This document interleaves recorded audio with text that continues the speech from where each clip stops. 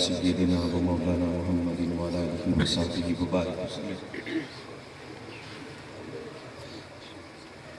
سب سے پہلے میں آپ سب کی خدمت میں سلام پیش کرتا ہوں۔ السلام علیکم ورحمۃ اللہ وبرکاتہ۔ جو احباب اسٹیج پر ہیں ان سب کے نام تو لیے جا رہے ہیں، ان سب کے بھی اسی طرح سے نام جو ہے وہ دہرا کے ٹائم بچانے کی کوشش کروں گا۔ اسی پر ہی کے جو لے لیے سب کے لے لیے، مگر ایک نام ایسا ہے کہ جب میں نین سکھ کی، نین سکھ یعنی کہ آنکھوں کا چین، آنکھوں کا چین، تو جو نین سکھ میں تحریک منہاج القرآن کی آنکھوں کا چین ہے وہ عزیز احمد نوری ہے، ٹھیک ہے۔ تو یہ نوری جو ہے اس کا نام چونکہ نہیں آ رہا کہ نور بھی ہے، تو اس کا نام نہیں آ رہا تھا، تو میں نے کہا کہ میں یہاں سے بات شروع کروں۔ کوئی مجھے اب یاد نہیں ہے، محترم انجینئر غلام فرید صاحب تشریف فرما ہے، مجھے لگتا ہے کہ 25 سال بعد میں اس علاقے یعنی کہ اس دھرتی پر جو ہے میں دوبارہ کسی تقریب میں حاضر ہوا ہوں، ایسے انجینئر صاحب تقریباً 25 سال بعد۔ تو ایک دفعہ انہوں نے 25 سال پہلے بلایا تھا، تو آج جب مجھے پتہ چلا کہ ہم اسی علاقے میں دوبارہ جا رہے ہیں تو میں نے وہ بیٹے کو پوچھا، میں نے کہا کہ انجینئر غلام فرید صاحب کو جانتے ہیں؟ کہتے ہیں ان کو دعوت پہنچا دی ہے۔ مجھے بڑی خوشی ہوئی، پھر انہیں دیکھ کے اور خوشی ہوئی یہاں پر۔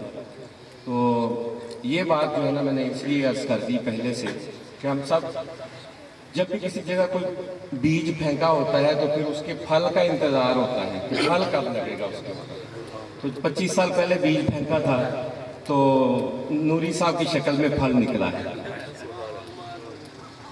تو یہ اللہ کا شکر اور احسان ہے کہ تحریک منہاج القرآن کا پودا جو ہے نا وہ یہاں پہ لگا ہے، اور آسن صاحب جو ہیں وہ آپ کی محبت میں اپنا گاڑی چھوڑ کے یہاں پہ پہنچ گئے آپ کے پاس۔ یعنی ساری زندگی ان کے دادا جی نے جہاں وقت گزارا، ان کے ابا جی نے جہاں سفر کیا اور وقت گزارا، اور انہوں نے جو ہے وہ بستی ہی بدل لی۔ انہوں نے کہا کہ اب نوریوں سے محبت ہو گئی ہے تو ہم بھی ادھر چلے جائیں۔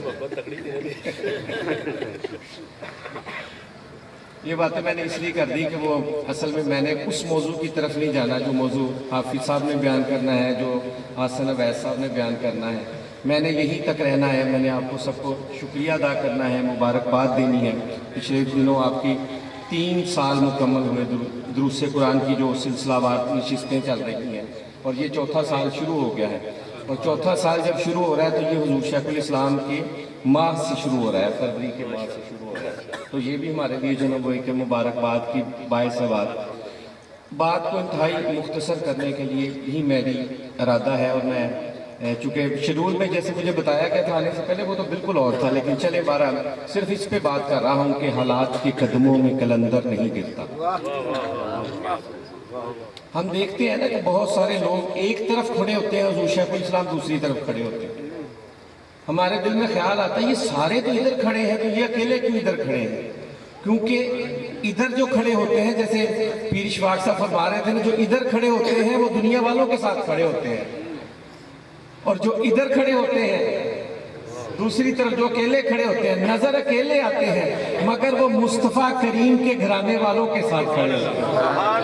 وہ اکیلے نہیں کھڑے ہوتے، وہ حضور کے خانوادے کے ساتھ کھڑے ہوتے ہیں، حضور کے صحاب کے ساتھ کھڑے ہوتے ہیں۔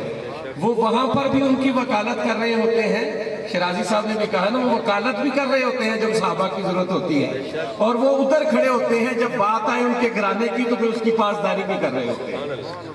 تو حالات کے قدموں میں قلندر نہیں گرتا، ٹوٹے بھی ستارہ تو زمین پر نہیں گرتا، ٹوٹے بھی ستارہ تو زمین پر نہیں گرتا۔ جن کا اونچا مقام ہوتا ہے نا وہ کبھی نیچے بھی باتیں نہیں دیکھتے اور چھوٹی باتوں کی طرف نہیں دیکھتے اور نیچے نہیں آ کے گرتے۔ بعض لوگوں کو ہم دیکھتے ہیں وہ بس تھوڑی سی کسی بات کے لیے، کسی خواہش کے لیے، کوئی عزت کے لیے، کوئی پیسے کے لیے، کوئی مال کے لیے، کوئی کسی چیز کے لیے وہ بس کہیں کا کہیں پہنچ جاتا ہے۔ مگر یہ شان اللہ رب العزت نے حضور شیخ الاسلام کو دی ہے کہ وہ فرماتے ہیں کہ پوری کائنات کا مال بھی اگر ایک طرف آ جائے تو پھر بھی طاہر القادری کا جوتا کوئی نہیں خرید سکتا۔ हालात के कदमों में कलंदर नहीं गिरता, टूटे भी सितारा तो जमीन पर नहीं गिरता, गिरते हैं बड़े शौक से समंदर में दरिया।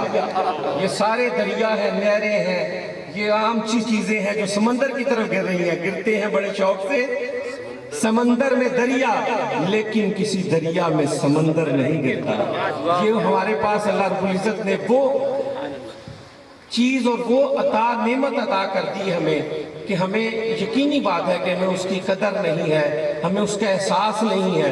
बाज़ औक़ात अगर आम शख्स के पास, किसी आम शख्स के पास एक लाल मिल जाए उसे, तो उसे क्या पता हो कि भी वो लाल क्या कीमत होती है उसकी, वो तो उसे पत्थर ही समझेगा ना।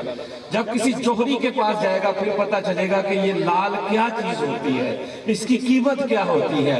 बस हम जो है ना वो आम लोग हैं, भटकने वाले मलाह हैं, वो कहते हैं ना कि मलाह को अगर मिल जाए तो लाल तो उसे क्या कदर हो, बस हम वही हैं।